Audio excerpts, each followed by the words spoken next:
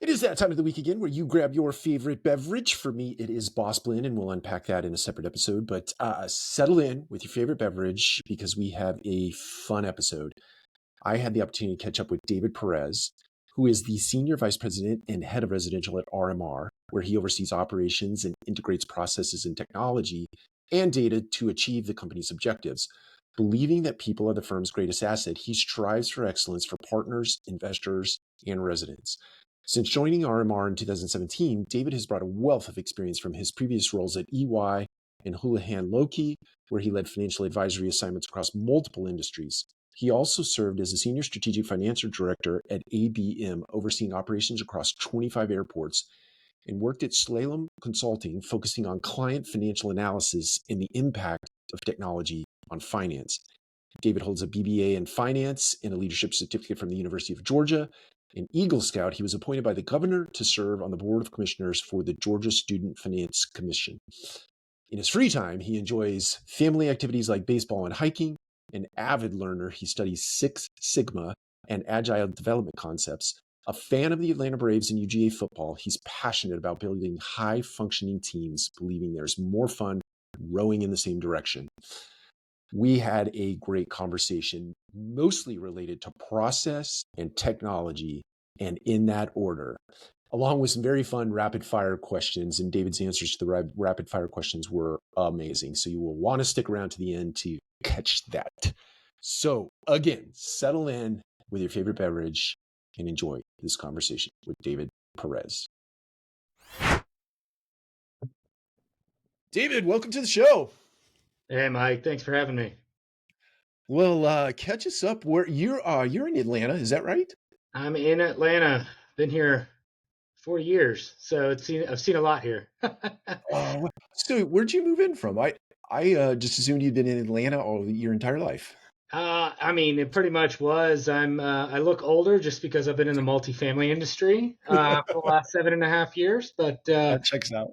I was born in Miami, but then when I was around a year old, my parents moved up here, and I've been hanging out and in and around the Atlanta suburbs for the better part of 4 years. So. Gotcha. Right on. My wife and I moved here about 7 years ago, plus minus. So, and we live north of the city proper, but really like Atlanta. It's a very diverse city, and we've lived San Francisco, Seattle, and other places. But I love the culture of Atlanta. Very cool city. Agreed. My wife was born here. We had thoughts of going to New York, and the GFC happened. We had thoughts of maybe going to London, and that didn't work out. And then we had twins, and we're like, we're definitely not leaving. All our family's here, so we're here for the long haul. That's awesome. Yeah, kids change. They change everything. So, well, hey, I'm excited. I know we had some fits and starts getting this booked on the calendar, but I appreciate your time, and I want to be respectful of it. So maybe we can just dive right in. I want to maybe start out high level leadership. You're obviously in a very high level leadership position at RMR. Can you kind of walk us through sort of the evolution of your career and bring it forward to today, just high level, how you got to where you are? Yeah, so I was a finance major in school, good old Bulldog. And sorry about the game last week. Well, I celebrated my 2 victories in a row after wandering in the darkness for many years. So I'm happy to be where we are, and like we're considered a top team, and we're good. So I was a finance major. I was always numbers, finance, dollars. So I came out and was a transaction finance guy for 10 years. And then, family evolution happened. And I was like, I don't know if I can be in this high career at the time. Had 3 kids under 2. So that was a lot. So I kind of took a more like FP&A type finance role, evolved into a right hand to the EVP of an airport facilities team, literally like pushing wheelchairs, cleaning planes, like all our contracts were there. So I ended up spending a lot of time in the Midwest and Dallas, basically taking orders from Americans saying, why don't you have more people? So I learned operations from the very ground. And I was like, this is why when I ask for forecasts, operators can't actually give me forecasts as a transaction finance person because they're on the ground trying to find and badge people. I mean, we were hiring people at minimum wage that needed to make it through TSA screening, right? Like they had to pass stringent background checks. So, 50% turnover that we experience in some of our roles today is not anywhere near what I was experiencing then. Quickly learned that I could do the hybrid thing, and 3 kids wasn't a big deal, and that the company I worked for was a little bit too old school. There wasn't enough growth kind of there. So jumped to a technology and operations consulting business in between. And then a friend of mine was at the legacy platform and kind of said, look, you've had this hybrid experience. We buy a lot of deals. We need somebody to make sure the train shows up. We've been on this transactions spree, and we need somebody to kind of come in and translate, right? And I viewed myself as a translator. Hey, how can I take what the underwriting says and then put the right infrastructure in place so that we can execute and really kind of building this execution engine. So when I joined the platform, we were 20,000 units and that was 2017, like early 2017. And by the end of 2018, we were at 34,000. That's breakneck. So that took a lot of scaling. That took a lot of just putting puzzle pieces together and thinking about just how do you scale a shared service infrastructure to really build, something that could support what is a highly decentralized industry in terms of how you really manage it. I mean, it's almost like a franchise model, except you control all the stores and provide enough infrastructure for them to be able to do their jobs in a consistent manner. So that was my focus for, most of my time, and continues to be my focus today. I from there with COVID and everything else, saw me kind of leading from the front. There were less transactions to have during 2020, right? 2021, 2022 was high breakneck transaction. We sold a lot. We went from right around 34,000 units, and we've just continued to kind of trickle down from there. But that was just more markets and a bit of the transaction process.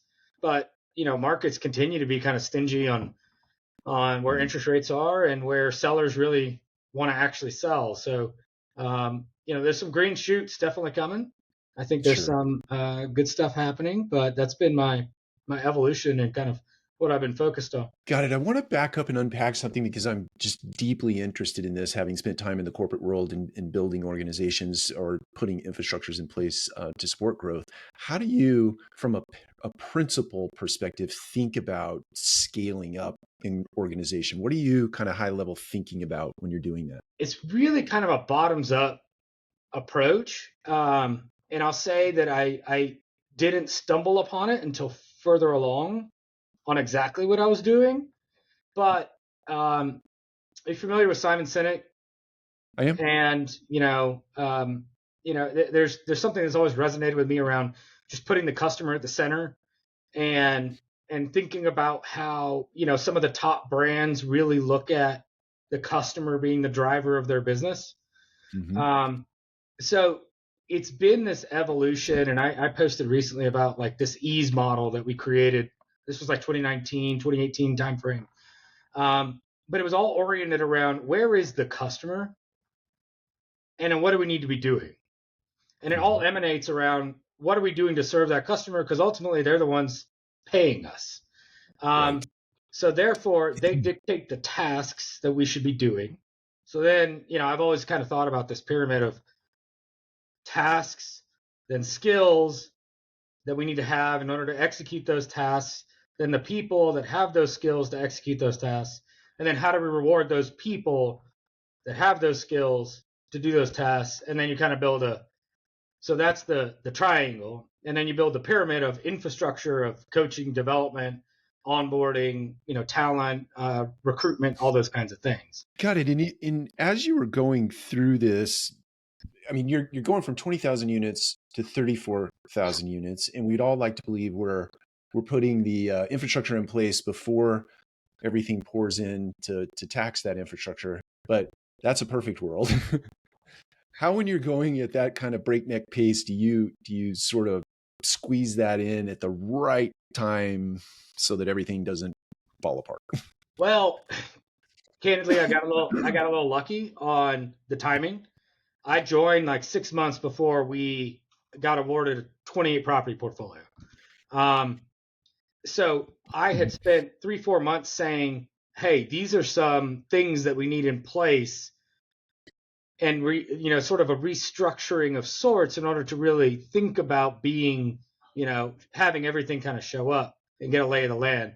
And luckily along that way, there were a few transactions leading there that one went not so great, taught me a lesson about just how to be prepared and think about being prepared. A couple went okay. So I had gotten a couple of transactions under my belt. There was an assessment of needs, very tactical things like, hey, HR feels very outsourced today. We're driven by a people culture. We need to infuse culture around this. We need a better HR department. We actually transformed at the time, called it a people department, like, because it's people driven. HR had this, kind of connotation, I think, with it. It was, looking around at assessing just the tasks that people were asked to do and the volume of where the customer had gone. So gone were the days of your mailers that were, hey, here are all the apartments that are available to list, right? Everybody could find things online. People were shopping differently. So I had this digital thought process of going, I don't know why we're just using ILSs. This is just a brochure online that people scroll through.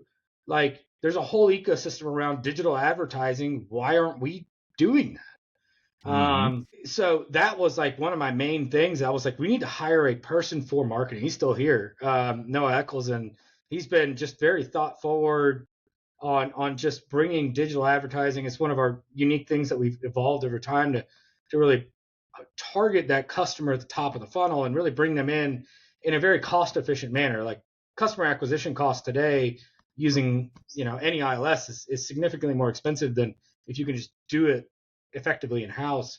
And then like pricing and how and what pricing systems and all of that. So there were like 3 or 4 things that I was like, hey, let's get these things in motion.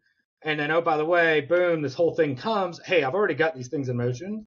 Now it's just a true project management plan of how we tactically go into this. And that's where some of my consulting work kind of came in was, look, this is just a project management plan of what things need to get done, how do they need to get done, and who's assigned to doing it. So built a good old RACI and just assigned people to it and tacked it along. So there was a little bit of preparedness and missteps that taught me about that, and I've continued to sort of keep my eyes open around that. But it's tough. It's tough to make a big change without something forcing you to make that change, right? Yeah, I think sometimes the force factor is you get, even though multifamily moves at a pretty good clip now, you do get comfortable sometimes. And to quote Zig Ziglar, very old author, you don't want to get cooked in the squat. You want to keep moving. It's a baking term, but I have to imagine it, as you were, even though you're using RACI, you're putting accountability structure in place, there were still sort of hurdles and obstacles. And I'm just curious, when you're optimizing all those processes and those systems and disciplines in your organization, can you speak to how you, sitting back, architecting this whole thing, when you see challenges, when you see flags, when you see people pulling the end on cord, how do you handle that as a leader, knowing that you're spinning tons of plates, but if you don't fix this thing, the wheels are going to come off? How do you handle that from a leadership perspective? It's still tough today. It's a prioritization just framework that I think you have to continuously evaluate over time, and just understanding what are the things that are critically important at a single point in time. One thing that I've look, I was outside the industry, right? I was learning on the Mm-hmm. fly.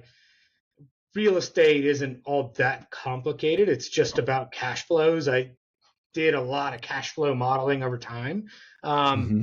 so then it was just translating that cash flow story to the things that mattered and the things that didn't tactically. Um, Mm-hmm. so it just became surrounding myself with people that I could go to and trust. We really ran a very sort of flat, trusting kind of organization. I really did not want me to be the decision maker on Mm-hmm. a lot of day to day things. I believed in sort of autonomy and having enough rope for people um, to be able to think about and act on those things, and then them having the freedom to truly come to me with like, hey David, that's not a good idea. Like, hey, think about Mm. these things. Think about the impacts for this. Think about the changes and what we're doing. And something that we've always tried to do is start with the end in mind. Yeah. Yeah. Where we're going to end up. Where are we today? And then once you have that, now you just have to find the path, right? And that path has evolved over time of what you're calling it today, and something we're moving towards, and I think it's really resonated with us. It's been like making moments. So there's just Oh, moments that you create along the way with your customers, with your clients, with your team, and focusing intently on those moments with good effort has really been something that it's enough of guardrail for people without yeah. telling them exactly, where to go and what to do um, around that. It's a tough balancing act.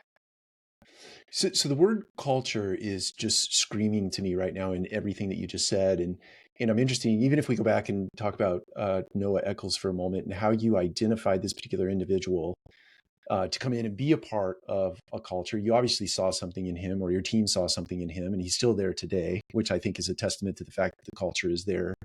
Um, how do you think about that word culture, and then how do you sort of practically make application of that from a leader's perspective? I heard something else you said there is, hey, look, I took my ego out of the room. And when people want to come and punch me in the nose, that's okay. They can do that. And I'm going to listen. So talk to me about how you set up an environment like that where people feel comfortable in that respect. I think it just comes with being candid Yeah. and having the ability to be vulnerable in front of people and say, like, look, I'm human too. I had a Yeah. thought, we did this thing and it didn't work, and just being like, we're all going to make mistakes. Let's take the opportunity to learn from it, and let's not be um, scared of Hmm. like of failing, kind of thing. And having that vulnerability has worked well, and I think we've just been able to learn a lot from the past cycle. Hmm. Zooming out a little bit of the highs and the lows here of what to do and what not to do. We're a fairly diverse and young-ish company from a leadership perspective, and have um, just trusted one another in a way that, like, we can just come in, hash some things out, trust that the other person is coming to us in a way that is like they are trying their best. Hmm. um, we're not second guessing that they're not giving their best, right? Because you can't control um, what actually happens. You can make your best effort at it, and as Yeah. long as you're proud of your effort, then I think that's all you can do. Uh, that's I've been a lot more around just demonstrating that I'm open in that. It's a lot more how you show up and how you actually do things than it is just telling people how to do things. Yeah. I love that. It's, I'm going to butcher the quote, but it's something along the lines that people people remember how you make them feel, not necessarily how you or what you say, and how you show up in the world can either be a beneficial presence to others, or it can be just a downright nightmare and headache for people. And they tend to operate better in the former rather than the latter. So, I want to take a hard left and talk about maybe from a very high level or broadly speaking, the real estate market today. You kind of hit on it just a second ago with it being a tough environment. Um, so there is a little bit of a pause in the marketplace right now. What are you doing in your organization to sort of set the stage for what some are saying is going to be this sort of next wave of growth? It'll take off at some point, and when it does, what are you doing with the time in between?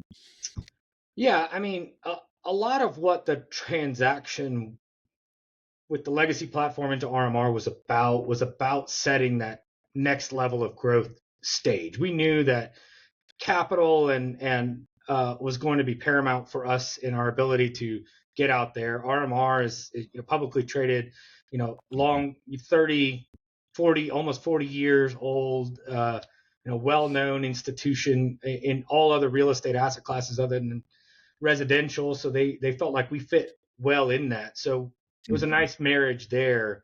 And from the get-go, they've been all about investing in residential. I felt like residential was, a great asset class to be in. So what they've really been able to do, and what we've been able to do, is really hire some additional talent, particularly on the acquisitions team. We've reorged a little bit of how operations works, and frankly, we've advanced the organization from a shared service scaling perspective.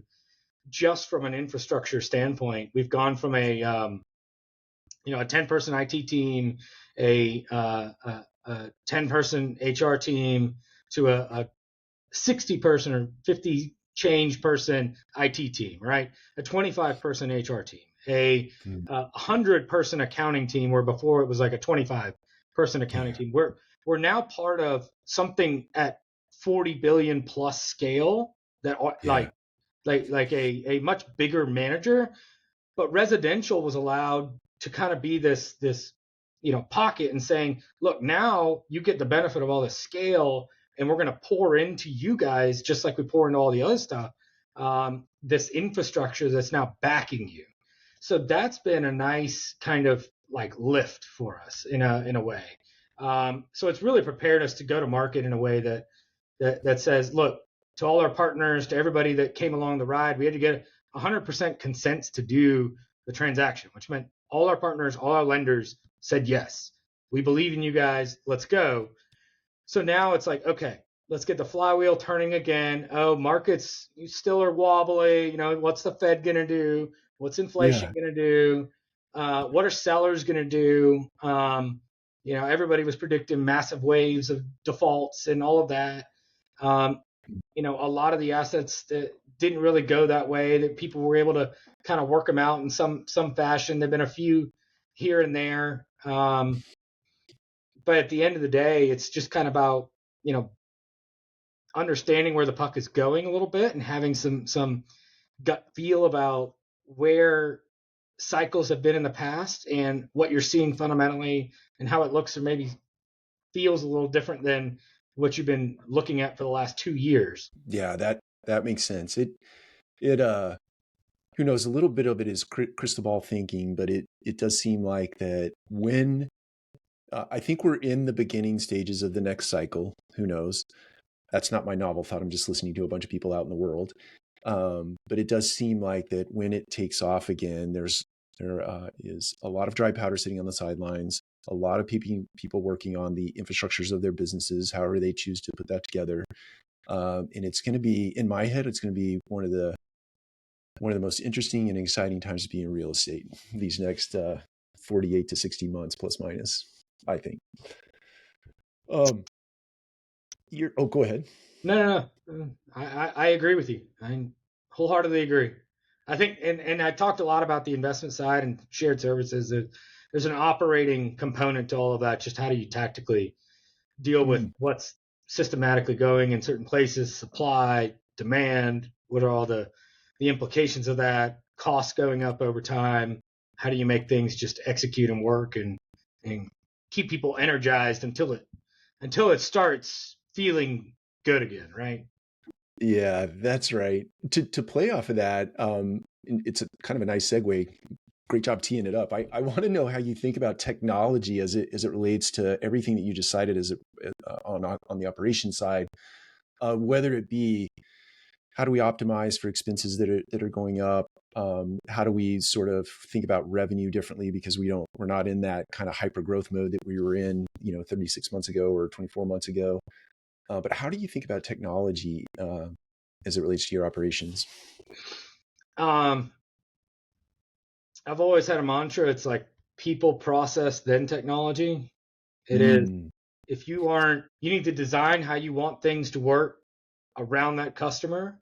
And then if there are things or tasks that you can leverage technology to make it bigger, better, faster, stronger, then that's where technology really plays. It shouldn't be that technology is driving your change. It should be mm, that you wanting to do more should then consider how technology could make you do more faster, like execute better. If you think about like, hey, how do I like everybody's AI, right? So yeah.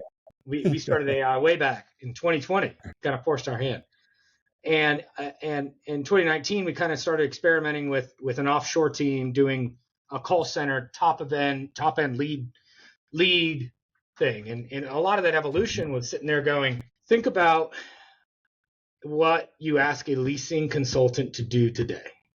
Mm, In a classic sense, they are supposed to be working leads in the funnel, closing leads when they come in front of you as a tour, and then doing mm, customer service on the back end. Think about any other sales industry. That's three different teams, and we're that's right. asking one person to do it. And that's how I've always just thought about like, hey, why aren't people successful?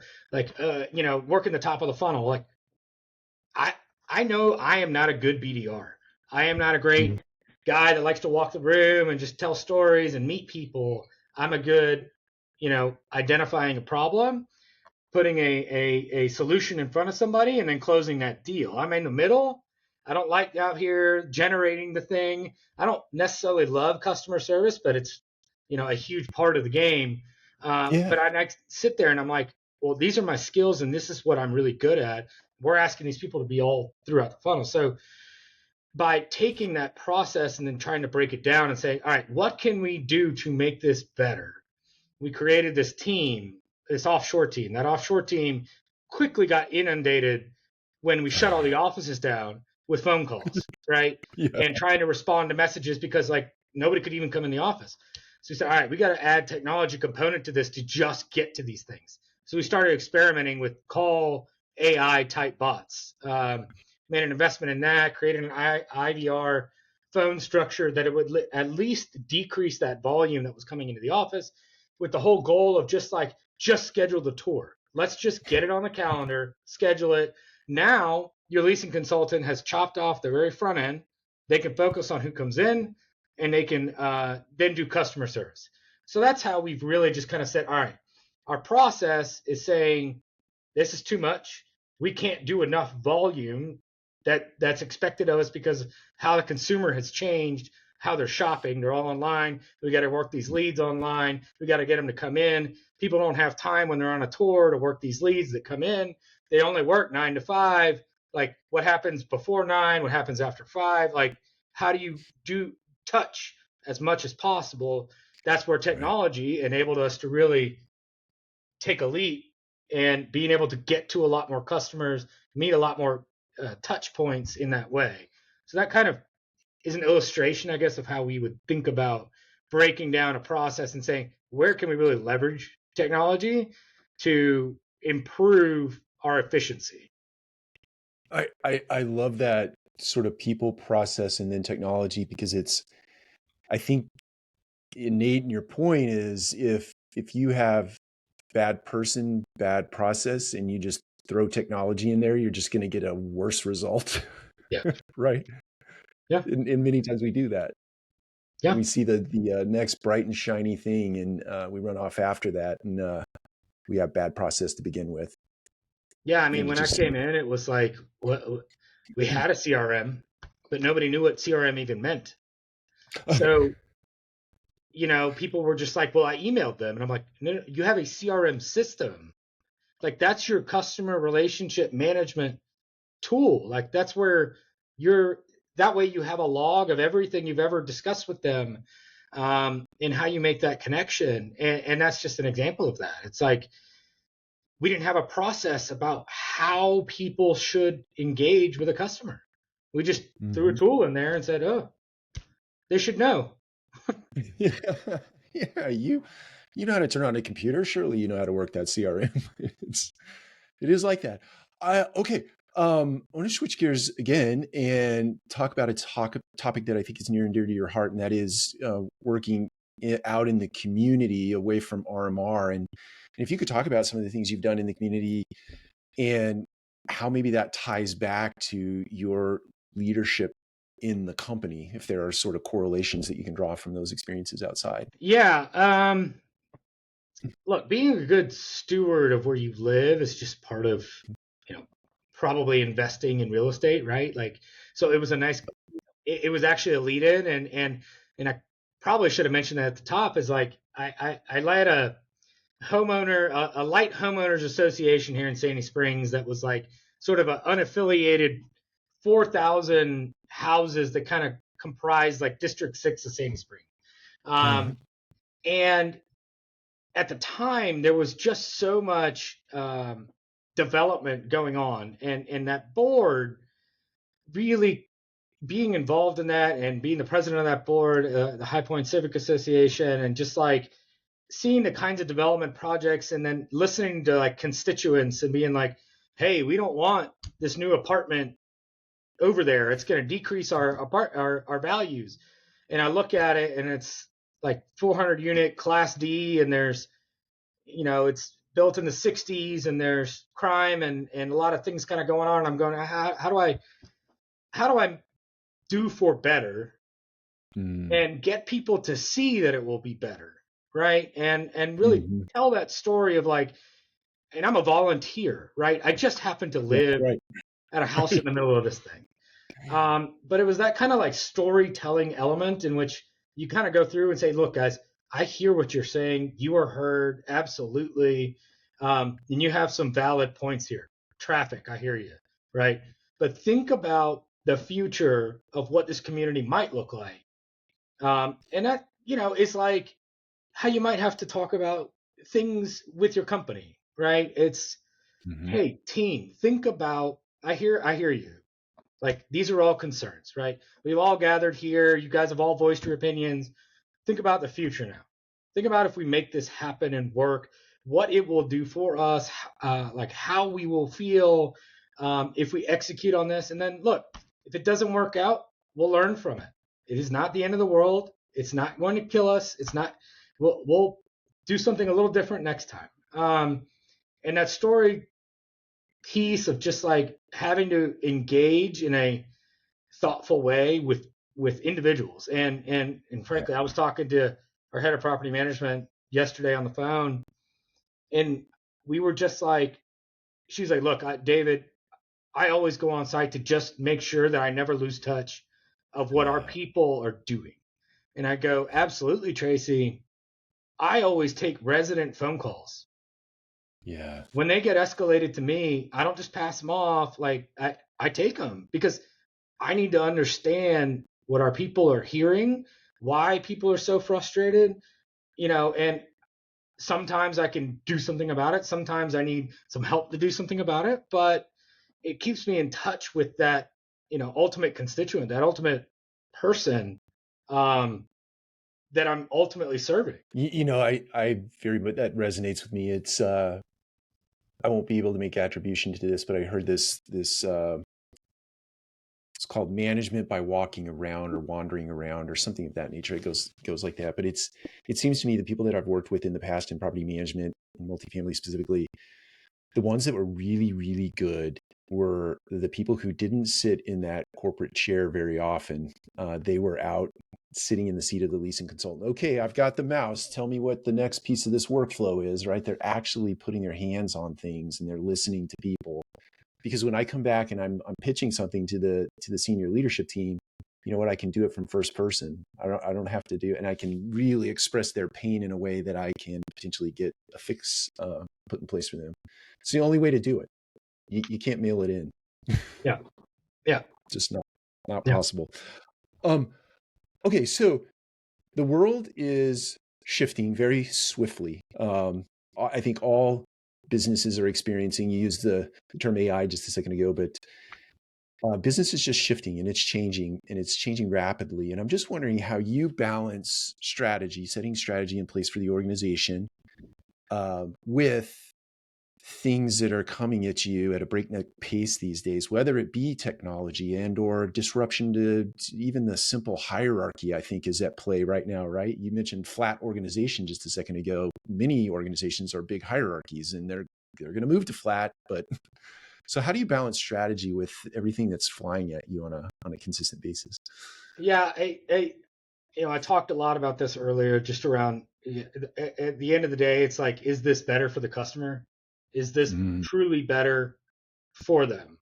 And if it is, does it then replace or change how we should think about things? Or has our customer shifted where they are? So then we need to think about where we're showing up to. It's how do you think about what people want ultimately? And a lot of that is just being grounded in where it's going. At some point there is analysis paralysis where you're just like never going to make sure. decisions. So there's hey, are we 80% good here kind of thing? And let's just focus on this and get to a place of like, are we solving the key question? And that's always what I try to aim to. Is if we pick a Mhm. path and we're solving the key question that we thought. Now, if the question changes over time, then you're going to have to shift that strategy clearly. But that key Sure. question should be, and this goes back to my consulting days, but um, cumulatively exhausting, um, and mutually exclusive. So you've now taken all of the things together that possibly exist in the universe of answering that question, and you're able to kind of create a way to answer it kind of bottoms up kind of approach. And I know I'm saying just a lot of consulting random things here, just like tactically going, all right, are people truly shopping for apartments sight unseen online, and how do they want to do it? Do I want to put in a virtual tour component? What does that look like? What are we trying to do here? Is it successful? All right, let's chart a path. All right, we're kind of down this path a little bit. Doesn't seem like adoption's as strong as we thought. Let's just hit pause on this because look, we don't feel like the juice is worth the squeeze right now. We've got other things we want and need to go drive around customer experience to go do that. Like our customers just do not value it as much as we thought. And that's just sort of like a tactical, hey, we thought this coming out of COVID, people just shop differently. And we've just seen it kind of come back a little bit. I would say it's somewhere in the more edge case kind of thing still. It's a nice to have if you're in a nice stabilized, less supply kind of thing and you're rounding around the edges.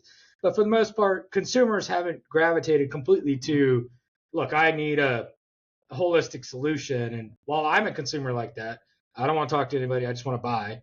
Yeah, I can yeah. do all my analysis and all this stuff myself. A lot of consumers just aren't that way yet. I believe that to be true, and I share that same sentiment. I Something came to mind as you were going through that. Hopefully, I can articulate this well because I'm doing it very off the cuff. But I read a stat this morning that 70% our population is made up of 70% Gen X or Gen Y rather. And so you have this big cohort that's come into kind of the living space or renting apartments, buying homes, etc. But you also have that same cohort because they're in mass, right? Serving those same individuals. If you were to compare and contrast like today's sort of consumer and worker versus when you were advising, say 10 years ago, what's really shifted? What has been the big evolution over that course of time because you have this new big cohort in the population? Well, I just think it's the way that consumers are more informed before they get to Yeah. your door. So Okay. you Okay. just need to know that they already know a lot more than you traditionally thought they knew, right? So you're Yeah. starting at a place further along. So there's a bit of a preamble you need to give to just check a couple of boxes, make sure they understand what they are, what's going on, and then you're really getting into a more advanced discussion early on. Like if somebody's Yeah. already at your doorstep, they've already shopped somewhere else or at least shopped online in a way. So they're just way more informed than they have ever been. Yeah, the nice part of the younger cohort is that they're probably already expecting that, right? They're Yeah. already in those people's shoes. So I think it's just that balancing act of just making sure that people understand. Look, people know more, they can be more informed, and now with all the different AI engines available out there, I mean, you can ask it, hey, give me the top 5 places to go live in this, street, and it'll give you a list and immediately give you the details of it, and you just show up and go, I saw you had this for 1,300. Let's go take a look at it. So there's just a lot more knowledge at people's fingertips, and people need to be cognizant and be ready for it and be prepared enough for it. You can't kind of fumble your way through that. You Mm. have to really be prepared. Yeah, not anymore.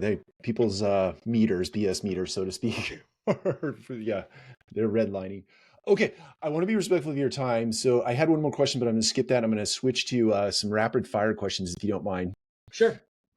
All right. What a book or a podcast or something that you read or listened to recently that has really made an impact on you? And could you share the book and or the podcast or whatever resource that might be? Yeah. Well, I'll share a couple of books that continue to resonate. Yeah, it's one is probably, well, it's years old, but read it within the last couple of years again. It was Radical Candor. Yeah. And within Yeah. that, there's a lot of stuff in there, but like one of the things that really stuck out to me is the concept around superstars versus rock stars and how an Mhm. organization needs that. And as my life has evolved with, I have 4 kids and just the ups and downs of what life is and what you're ready for. Like some of my life changes dictated why I left banking and went to, a slower down kind of thing. It didn't mean that I was, any dumber or didn't have aspirations. It just meant that at a point in time, I did Yeah. not have, you know, that super aspirational time period, and I needed to just be a rock star, show up, do my work, and be available in other places in my life. Mhm. And as just a leader of an organization, I just have always kept that in mind. Um, and the concept of the 9 box, where you put high I do. performers like the hypos up Mhm. in the top right? Yep. And we had done some of those things, and I said, well, why aren't we prioritizing the 2 quadrants below on the right side? Like those are Mm. critically important people. They show up, they do their job, they just don't want to go to the next level. Like that's they knock it out of the park every day. And I always go back to and if my mom ever listens to this, I'll tell her she was my inspiration. But my mom worked at 43 years from originally what was AT&T through its breakup all the way to it was back to AT&T in Oh like my. compliance for them. And she did contract compliance and did all these things. She said, never give me a promotion, never have anybody report to me. I just want to come in and do my job. For 43 years, she just showed up, did her job, was a rock star at it, and then they kind of forced retired her finally when she was in her early 70s. But, they were like, I don't know, you can go find another job, Yolanda. And I was like, she's like, well, I'm going to go find another job at 73. Yeah. Okay. Um, anyway, that was just being able to succinctly hear that out of Radical Candor, just like superstars, like, hey, you want to make sure you nurture your superstars and tell them, look, when we grow, you'll grow too. right? Mm, But you need to make yeah. sure you're taking care of your rock stars because they're going to be there for you just from an execution um, Yeah. standpoint. And look, another one recently that I've been reading is Mind Hacking Happiness, which I forget the author at this point, but it was, he touches in a lot of philosophical ways, and it's a much more personal book around just how and why you think and where you are and why you react the way that you do and what's attached to you. And it's a much more like introspective. Why Mm, do you, do the things that you do, and what is attached to your ego, and how does how you show up and what you do impacted, because your body's just trying to defend itself. It's just trying to mm, whatever, and you've attached something to you that makes it feel a certain way. So it's really a philosophical thing where if you can get in there and understand why something makes you, you know, vehemently disagree, then you right. can really start to unpack what, like, okay, well, is that a rational thing that truly could, harm me or create an issue, and try and reframe it and try and do some of that. And there's a whole lot of other things in that book to really uh, unpack, but that was something that resonated out of that. I got it. I love to read. We'll find the author and we'll link it up in the show notes. Okay. I'll do one more here, and then I know we'll kind of give you an opportunity to tell people where they can find out more about you or get to you directly. Morning routines. Do you think they're essential for productivity, or they're highly overrated? That's a complex question. Um, I struggle with morning routines, candidly. Like, I get up and I just have to start moving. I am a slow uh, waker. I just kind of have Yeah. tactical things I have to do with the kids, get them off to school, move on with things, work out, and then kind of get started with my day as my brain has started to process what's happening. I am much more of a evening routine kind of person. Ah, It is a lot of like, probably how I've counteracted is I just set up my next day in a way where I just go, okay, what are the things I need to go do to wind down? What are the things I need to think about for tomorrow? Because I know that it's going to take me a minute to get going. My morning could be chaotic. Like, one of my girls could just be like, nope, I'm ignoring the alarm. I'm not, I got to go get her out of bed and, get her to breakfast, get her in the car. There might be homework wrapping. Like, there's too much chaos for me to be like, all right, you know, at night, at least I know everybody's asleep and I can just have the time, hey, Brooke, what are we doing? How are we, what's the routine for tomorrow? Where do I need to be? How do I need to be? And then I look at my own calendar and go through that. So there is a routine that you must have. I think you just have to figure out when it's supposed to happen. yeah. Wow. I'm only laughing because my kids are now out of the house, but all of that just came sweeping back into my mind. So I totally get it. All right. Well, I want to say I really appreciate you investing some time with me today, but I want to give you an opportunity to tell our and or your organization. Yeah, thanks, Mike. You go to rmrgroup.com. Publicly traded RMR stock symbol on the Nasdaq. Big organization. Within that, we're RMR Residential. You can find us at a more rmrresidential.com page there as well. And that's got a lot of our legacy stuff and everything we've done there. We've been, focused primarily on investments, but we're growing as a manager as well, and really trying to bring what we feel like is a good secret sauce to management and executing business plans at the residential level. Excellent. Well, again, I appreciate your time. I know you're a busy guy, so taking a little bit of time out was certainly we absolutely appreciate it. So, Yeah, Mike, I sincerely appreciate you having me on. It's great, and I'm excited for you and this next turn of what you're creating here. well, thank you. I appreciate. I'll receive that. All right, Dave. We'll talk again soon. All right, thanks again.